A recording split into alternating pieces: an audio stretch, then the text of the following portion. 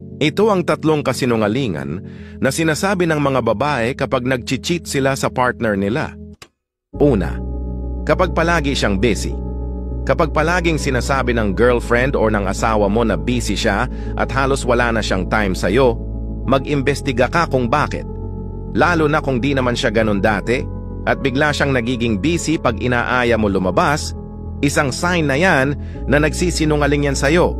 Ikalawa, kapag sinabi niyang kaibigan niya lang yon. Kapag may kachat na lalaki ang babae mo, kinompronta mo at sinabihan kang kaibigan niya lang yon at ayaw niya lang maging rude, wag na wag kang maniniwala. Tandaan mo na sa oras na may i-entertain yang babae mo, siguradong may something dyan. Dahil ang mga babae ay di yan mag-i-entertain ng lalaking di nila gusto. At panghuli at ang pinakamalupit, kapag ang babae mo ay nag-aya na ng cool off. Kapag nag-aya ng cool off yang babae mo, lalo na kung palagi kayong nag-aaway tungkol sa lalaki, siguradong bibuelo yan para makasama na yung lalaki niya. Cool off kasi ang dinadahilan ng mga babae pag nag-cheat sila. Para kung sakali mang mag-fail ang ipapalit, may babalikan sila.